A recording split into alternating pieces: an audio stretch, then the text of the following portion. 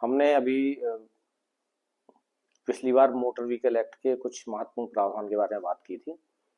आज हम बात करेंगे कि इंश्योरेंस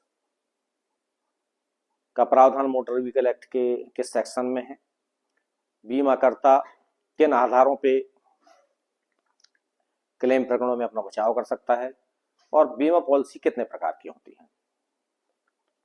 मोटर व्हीकल एक्ट के सेक्शन 146 में प्रावधान है कि कोई भी व्यक्ति तब तक सार्वजनिक मार्ग पे वाहन नहीं चलाएगा जब तक कि वो बीमा वाहन का नहीं कराया हो उसने। अर्थात किसी भी वाहन को बिना बीमाकृत कराए उसको सार्वजनिक मार्ग पे नहीं चलाया जाएगा। अगर उसको बिना बीमाकृत किए सार्वजनिक मार्ग पे चलाया जाता है तो वो मोटर व्हीकल एक्ट के सेक्शन 196 के तहत 3 महीने की सजा या 2000 रुपए का जुर्माना या दोनों से दंडनीय हो सकता है। अब ये देखते हैं कि इसमें बीमा पॉलिसियां अगर किसी व्यक्ति को क्या बीमा पॉलिसी ट्रांसफर हो सकती है कि नहीं। तो इसमें प्रावधान है कि अगर किसी वाहन के स्वामित्व को जब हम कभी ट्रांसफर करते हैं, किसी को बेच देते हैं, तो सेक्शन 50 में प्रावधान है कि उसका स्वामित्व संबंधित आरटीओ कार्यालय में 14 दिन के अंदर ट्रांसफर करा के इंदराज उसका कराया जाएगा। तो जब बीमा कोई वाहन ट्रांसफर हो जाता है तो बीमा पॉलिसी स्वमेव ही ट्रांसफर हो जाती है, लेकिन जिस व्यक्ति ने वाहन खरीदा है, जिसने बेचा है, उनका यह दायित्व तो होता है कि वह उस पॉलिसी में जिस व्यक्ति ने क्रय किया है उस वाहन को, उसके नाम का भी इंडोर्समेंट विद इन 14 डेज कराए ट्रांसफर की। पॉलिसी आप लोगों ने सुना होगा कि एक एक्ट पॉलिसी होती है, कुछ लोग थर्ड पार्टी पॉलिसी बोलते हैं। तो एक्ट पॉलिसी क्या है, थर्ड पार्टी पॉलिसी क्या है? एक्ट पॉलिसी वो है कि जब सेक्शन जैसा कि 146 में प्रावधान है कि कोई वाहन बिना बीमा के सार्वजनिक मार्ग पर नहीं चलाया जाएगा, यानी कि motor vehicle act provides that without insurance no vehicle can be plied on a public place. तो चूंकि मोटर व्हीकल एक्ट में प्रावधान है तो ये एक्ट पॉलिसी हो गई, यानी आपको थर्ड पार्टी को कवर करने वाला, जो रोड में व्यक्ति जा रहा है उसको कवर करने के लिए आपको एक पॉलिसी लेना पड़ेगी, जिसको हम एक्ट पॉलिसी बोल सकते हैं या थर्ड पार्टी पॉलिसी बोल सकते हैं। अब आपने सुना होगा कि package policy, comprehensive policy, bundled policy, ये क्या होती है? चूंकि मोटर व्हीकल एक्ट में यह प्रावधान किया गया कि किसी भी वाहन को बिना बीमा पॉलिसी के नहीं चलाया जाएगा, तो IRDA ने बीमा संबंधी पॉलिसियों के संबंध में अपना कुछ नियम बनाए। उस संबंध में बहुत सारी बीमा कंपनियां पंजीकृत हुई और बीमा व्यवसाय करने लगी। जब बीमा कंपनियों ने वाहनों को बीमाकृत करना चालू किया तो ये कंसेप्ट कहीं ना कहीं आया होगा कि अगर वाहन स्वामी ज्यादा प्रीमियम दे तो थर्ड पार्टी के अलावा भी रिस्क कवर हो सकती है। उसी हिसाब से फिर वो ये हुआ कि अगर कोई व्यक्ति अपना स्वयं का, शरीर का, अपनी संपत्ति, अपने वाहन का भी, वाहन में बैठे हुए व्यक्तियों का भी बीमा कराना चाहता है तो वो उस संबंध में प्रीमियम दे, तो वो सारा पैकेज के रूप में उसको कवर करेंगी। तो जो पैकेज पॉलिसी या बंडल्ड पॉलिसी या कंप्रीहेंसिव पॉलिसी है, वो पॉलिसी ऐसी पॉलिसी होती है जिसमें थर्ड पार्टी, यानी कि जो व्यक्ति रोड पे जा रहा है, पर व्यक्ति के शरीर या संपत्ति के अलावा वाहन पर बैठे हुए व्यक्ति और वाहन स्वामी, अन्य सारी चीजों के संबंध में जो रिस्क है वो भी समाहित होती है। यानी कि थर्ड पार्टी के अलावा बहुत सारी अगर रिस्क किसी पॉलिसी में समाहित है तो उसको अपन पैकेज पॉलिसी, बंडल पॉलिसी या कंप्रीहेंसिव पॉलिसी बोल सकते हैं। पॉलिसी को पढ़ने से आपको पता चल जाएगा जिस बात के लिए प्रीमियम दिया होगा वो रिस्क कवर करेगी उसमें। अब इसमें ऑन डैमेज भी कवर होता है।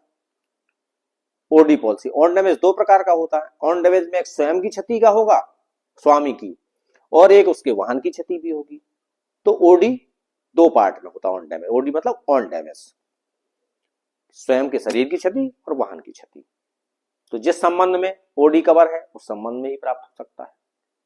अगर सिर्फ गाड़ी कवर है तो वही होगा, अगर पर्सनल एक्सीडेंट कवर है तो जिस बात का हमने प्रीमियम दिया वही कवर करेगा। अभी कुछ समय से 2-3 साल से एक नई पॉलिसी अस्तित्व में आई है, स्टैंड ऑन ओडी पॉलिसी।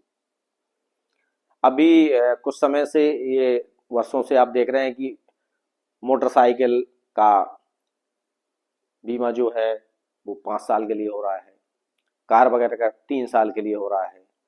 तो वो बीमा आप देखेंगे तो उस बीमा में आप देखें कि फर्स्ट 1 साल के लिए वो पैकेज पॉलिसी होगी और शेष साल के लिए वो लायबिलिटी पॉलिसी कवर करेगी।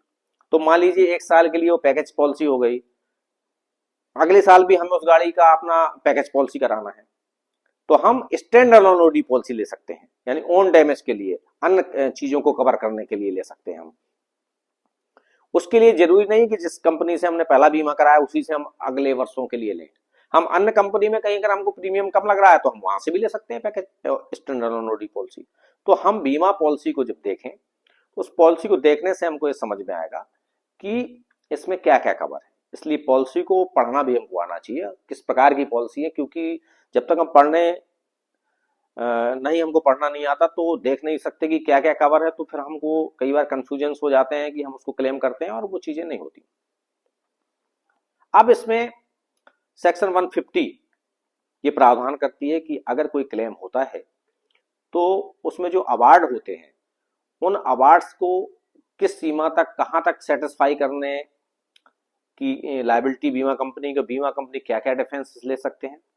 देखिए, बीमा कंपनी किसी प्रकरण में या तो ये डिफेंस लेगा कि बिना वाहन चालक लाइसेंस के वाहन चलाया जा रहा था तो ये बीमा शर्त का उल्लंघन हो गया। स्वामी ने ऐसे व्यक्ति को वाहन दिया जिसके पास लाइसेंस नहीं था, वैध लाइसेंसधारी व्यक्ति नहीं था वो, इसलिए उसने उल्लंघन कर दिया बीमा शर्तों का। दूसरा, अगर वाहन बिना परमिट या फिटनेस के चलाया जा रहा है तो ये शर्त का उल्लंघन हो गया। या कोई कपट पूर्वक, छल पूर्वक कोई बीमा पॉलिसी प्राप्त की गई है, या प्रीमियम दिया है और उसके संबंध में दिया गया चेक वो बाउंस हो गया, डिसऑनर हो गया, तो जो प्रीमियम नहीं लिया तो रिस्क किस बात का।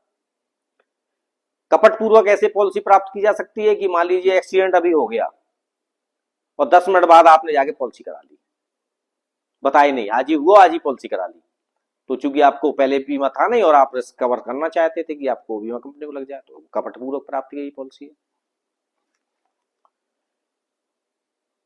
तो इस आधार पर बीमा कंपनी अपना बचाव करती है। या वो ये कहेगी कि साहब इसमें जो चालक लाइसेंस है वह हल्के मोटरयान का है, हल्के प्राइवेट मोटरयान का है, वो हल्का प्राइवेट व्यवसाय के यान चला रहा है। तो इस संबंध में तो मुकुंद देवांगन के जजमेंट में माननीय सुप्रीम कोर्ट ने क्लियर कर दिया कि यदि हल्का प्राइवेट वाहन कोई व्यक्ति लाइसेंस धारण करता है तो वो हल्का व्यवसायिक वाहन भी चला सकता है। क्योंकि मान लीजिए आप कार चलाना जानते हो तो चाहे कार को आप प्राइवेट व्हीकल के यूज में करो या चाहे उसको व्यवसाय के यात्री ढोने में कर दो, उसमें कोई फर्क नहीं पड़ेगा। वो स्थिति तो माननीय सुप्रीम कोर्ट ने मुकुंद देवांगन के जजमेंट में क्लियर कर दिया। अब बीमा पॉलिसी ये भी, बीमा कंपनी ये भी बचाव लेती है कि साहब जो थर्ड पार्टी पॉलिसी थी और मोटरसाइकिल में जो पीछे व्यक्ति बैठा है पिलियन राइडर, वो कवर नहीं करता, ये बचाव वो ले सकती है। इस संबंध में यूनाइटेड बनाम सिनीथा का और सिनीथा और लक्ष्मी का 2 जजमेंट माननीय सुप्रीम कोर्ट के हैं। इसके अलावा बीमा कंपनी ये बचाव भी ले सकती है कि साहब माल वाहन था और माल वाहन में यात्री ढोए जा रहे थे, तो गुड्स व्हीकल में यात्री बैठाना परमिसेबल नहीं है। तो इस संबंध में अनऑथराइज, मतलब जो डिसीज था या इंजर्ड व्यक्ति था वो अनऑथराइज पैसेंजर था। अनऑथराइज पैसेंजर के संबंध में भी माननीय सुप्रीम कोर्ट के बलजीत कौर, जगन्नाथ और देवी रेड्डी कोडा की जजमेंट है जिसमें उन्होंने कहा कि अनऑथराइज अगर पैसेंजर है माल वाहन में तो वो बीमा कंपनी जिम्मेदार नहीं है। लेकिन इसमें एक चीज और करने वाली है कि अगर कोई माल का स्वामी या उसका कोई अभिकर्ता उस वाहन में बैठा है उसकी सुरक्षा के लिए, तो वो कवर करेगा। तो इस बात को हमें ध्यान देना चाहिए कि अगर कभी ऐसे क्लेम केस आपके पास आते हैं कि जिसमें कोई व्यक्ति माल वाहन में बैठा है तो आपको ये प्लीड करना होगा कि हम उस माल के स्वामी थे या अभिकर्ता थे जो उसमें माल भरा था, उसकी हैसियत से हम बैठ के जा रहे थे।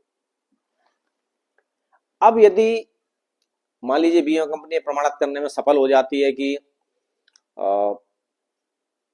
बीमाकर्ता प्राप्तकर्ता द्वारा किसी बीमा शर्त का उल्लंघन किया है, चालक लाइसेंस नहीं था और परमिट नहीं था, फिटनेस नहीं था, अनऑथराइज्ड पैसेंजर थे या पिलियन राइडर है, कुछ भी है, तो ऐसी स्थिति में क्या बीमा कंपनी पैसा देगी कि नहीं देगी? तो इस संबंध में माननीय सुप्रीम कोर्ट ने स्वर्ण सिंह का एक जजमेंट पारित किया। उसमें उन्होंने कहा कि ये जो मोटर व्हीकल एक्ट है ये सोशल वेलफेयर के ऊपर बेस्ड है पूरा, और इसमें इसीलिए इसमें जो क्लेमेंट हैं उनको अधिक संभावनाओं की प्रबलता के आधार ही मामले को प्रमाणित करना है। इसमें एविडेंस एक्ट के hard and fast rule applicable नहीं है, समरी प्रोसीडिंग होती है। तो ऐसे में थर्ड पार्टी सफर ना करे तो बीमा कंपनी पहले अदा कर दे क्लेमेंट को पैसा और फिर मालिक वाहन और स्वामी से, वाहन स्वामी और चालक से वसूल सकती है। पे एंड रिकवरी का कंसेप्ट दिया। तो इस प्रकार से अगर कोई ब्रीच भी पाया जाता है तो जो दावाधिकरण है वो यही आदेश देती है कि वाहन स्वामी और चालक से बीमाकर्ता बाद में वसूल ले, पहले वो क्लेमेंट को अदा करे। हालांकि जो 154 और 194 का पहले था सेक्शन जो अबार्ट को सेटिस्फाई करने के संबंध में, तो 149(4) में एक प्रोविजो था, उसमें ये था पे एंड रिकवर का कंसेप्ट। लेकिन अब जो नया प्रावधान आ गया है 154, तो उसमें वो प्रोविजो हटा दिया पे एंड रिकवरी का। तो इस प्रकार से अभी इस पे भी डिस्प्यूट चल रहा है, माननीय सुप्रीम कोर्ट में पिटीशन पेंडिंग है कि उस पर क्या माना जाएगा। तो ये बीमाकर्ता के दायित्व और बीमा पॉलिसी के संबंध में आपके साथ ये बातें शेयर कर